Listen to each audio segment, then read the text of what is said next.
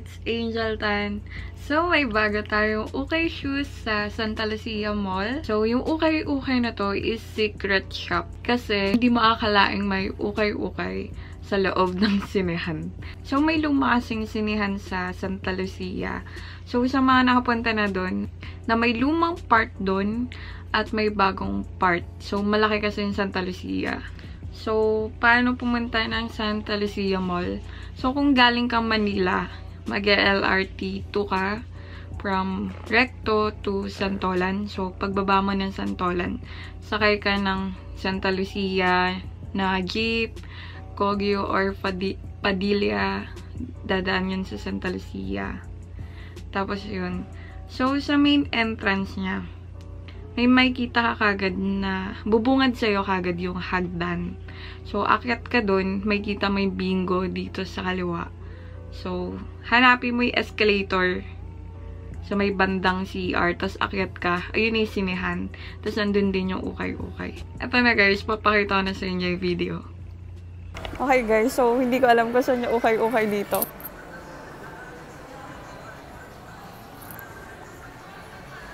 Kuya, saan ba yung ukay-ukay? Ay, dito pa. Thank you. Doon pala sa belang side.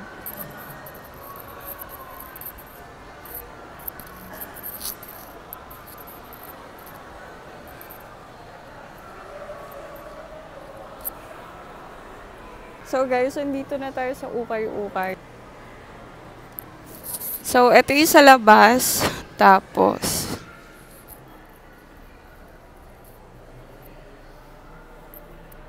meron pa ba? Ay, meron pa pala sa loob. Malaki. So, guys, umpisahan muna natin dito sa labas. Tapos, dadiretso tayo sa loob ng sinihan.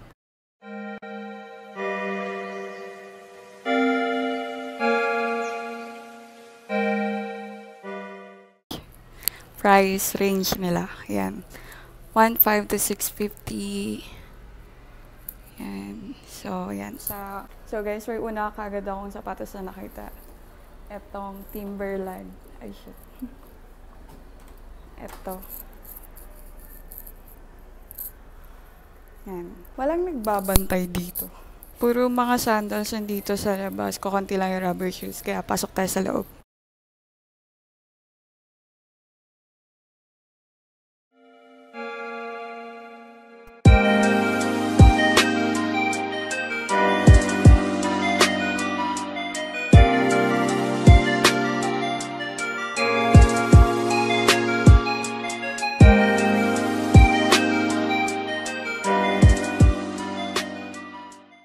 Guys, sobrang daming sapatos dito as in. Cute neto.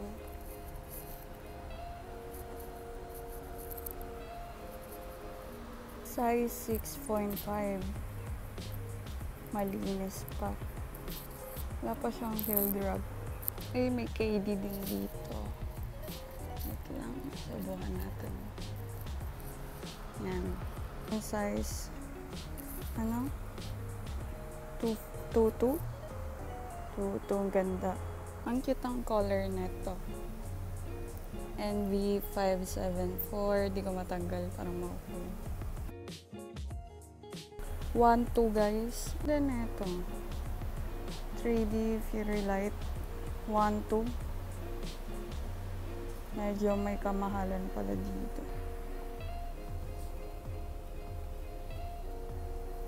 Wow. Ayos to.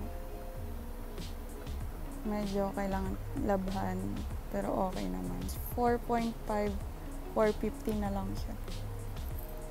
180, size 4.5. Gusto ngayon lang nakita ng ganito, Vans. Magkano? 1.2. Ito, Vans ulit. 1.2 ulit. Size 4.5 US. Tingnan nyo guys kung gaano karami sapatos dito. Dito pa sa side ko. Dami.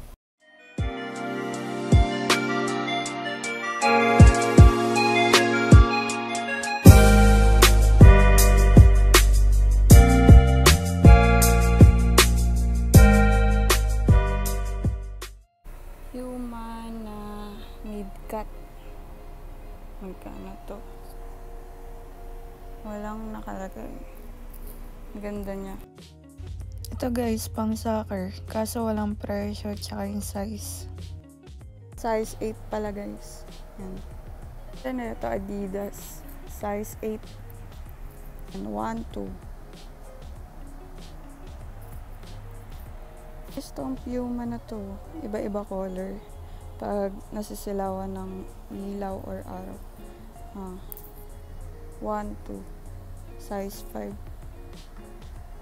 Uy, Flyknit. Ganda na ito. Flyknit Racer. 1, 2, size 5. Mahal. Pero sobrang solid pa yung condition niya. Size 8 pala to. Size 8. Flyknit ulit. Ay, Vapor Max. Vapor Max na Flyknit. Ayos to ah. Ano? There's 1.5. Punta na kayo dito. Kaso, mukhang malaki to eh. Walang nakalagay na size eh. Urig to. Tingnan nyo yung plastic sa sole banda. Kaso, sira na yun dito sa may shoelace.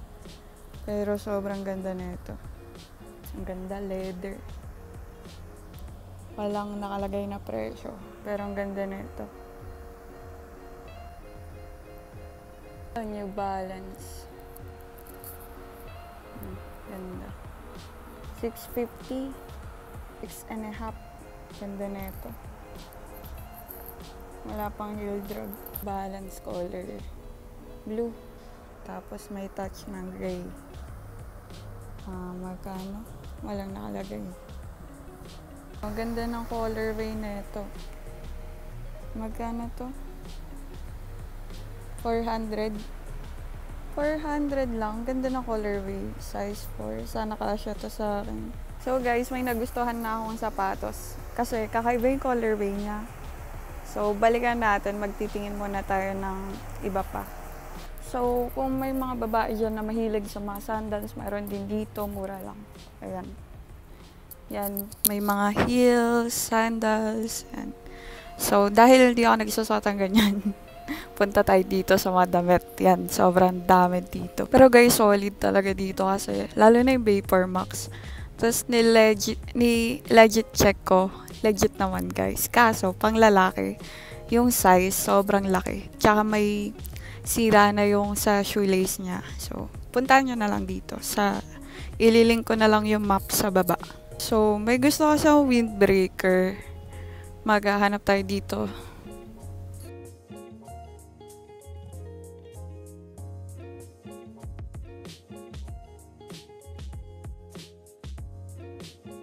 Mukhang walang windbreaker dito. Pero ang gaganda ng t-shirt dito ah. Ben, ang dami kong gustong bilhin. Wala akong dalang pera. Nahihiya pa ako itanong sa guard kung may okay dito. Kasi, yung napanood kong vlog, 2017 pa yung last vlog dito. So, akala ko, sarado na to. Kaya, nahihiya talaga ako kanina. Tapos, hindi ko pa alam kung paano umakit dito sa taas. Ay, may nakita ng windbreaker. Sabi, ang dami kong gustong bilhin talaga guys. Kaso yung dalawang pera, pang isang sapatos lang dito. Kasi, sobrang ano naman. New arrival yata sila. Kasi mamahal pa ng mga sapatos dito. So, balikan natin yung New Balance. Ay, nga pala, wait lang, ingay. Yung windbreaker, di ko type yung, saan yung ilaw? So, yung windbreaker, di ko type.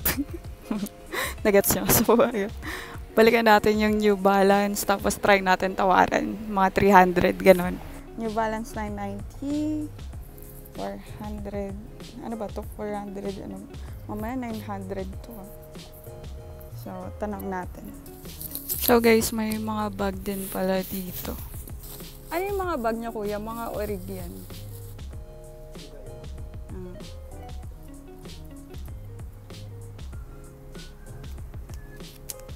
Ito po.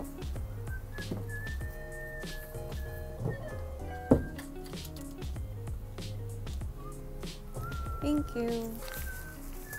Thank you po. So guys, ito na yung New Balance. So babalik tala ako dito pag marami na ako ulit pera. Kasi mahirap ako today. So ayun. Ay, hindi ko natanong kung kailan next arrival nila. Pero magaganda pa naman yung mga nandito. So, punta na kayo. Lalo na yung Vapor Max. Kasi di ko alam kung anong size. Paunahan na lang kayo. So guys, ito. Papakita ko sa inyo paano pupunta dito. Galing dun sa main entrance ng Santa Lucia. Diyan sa part na yan, dyan yung bingo. Dyan din yung hagdan sa main entrance. So, makikita nyo may tarpaulin na ukay-ukay. Dito kayong makyat sa kabilang escalator. Yan. Or kaya din sa hagdan. Tapos, liko kayo at nandito yung ukay-ukay. So, ayun na. Uwi na tayo. At ipapakita ko na sa inyo yung sapatos.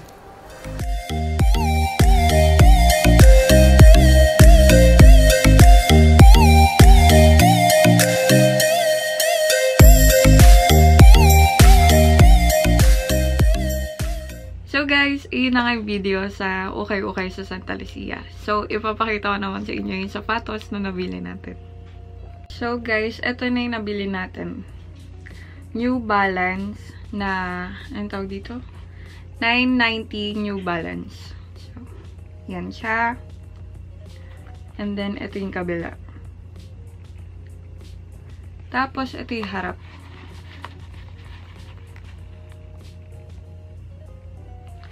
So, kaya ito yung napili ko.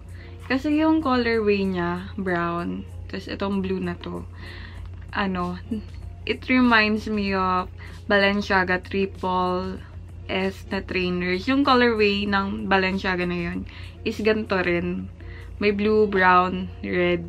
Papakita ko yung picture. Tapos itong sapatos na to, yung may part siya na suede. Dito. Yan. 480 talaga siya. Ayan. Pero, tinawaran ko ng 400. So, ito, bagong-bago pa siya. Ngayon lang ako magkaka New Balance, guys. So, maganda na ito. Try legit check na natin to. So, guys, sa legit check, unang-una na hahanapin nyo sa New Balance is yung logo. Pag yung logo is mirrored, it means baliktad yung N. So, papakita sa inyo yung picture ng baliktad yung N. And then, titingnan nyo din yung stitches sa logo. Kita nyo, sobrang pulido ng tahi ng logo ng New Balance na to. Sa mga fake na New Balance, may kita mo, may naka bara-bara yung yung pagtahi, ganun. Tapos, sa likod naman, dapat may New Balance dito. Depende pala to sa model ng New Balance. Kasi diba, iba-iba yung model ng New Balance. So, yan, kung makikita nyo to, sa taas ng E na to, dapat may R dyan. Maliit na R, tapos may bilog, which means registered. So, sa heel naman, heel part, kailangan may New Balance din dyan, or kaya nakasulat lang NB. So, yung outsole niya naman, kailangan matigas. Yan, matigas to. Yung iba kasi malambot. So, mababang material lang yung ginamit dun. Tsaka ito, pinaka the best na paraan kung paano mo malalaman kung orig ba yung New Balance mo. Pag may nakita kang scanner dyan, ito. Yan, siya na. Pag may nakita kang scanner dyan, pwede mong i-scan yan sa Google. Tapos lalabas dapat mismo yung model o kaya yung page ng New Balance. So, ayun na guys. Yun lang, ganun na makadali. Basta tignan nyo lang lagi yung mga stitches. Pero kung lumang-luma na kasi yung sapatos, mahirap na tignan yung stitches. Kasi makikita nyo minsan sira na ganun. So guys, ayun yung video ko sa ukay-ukay sa Santa Lucia Mall.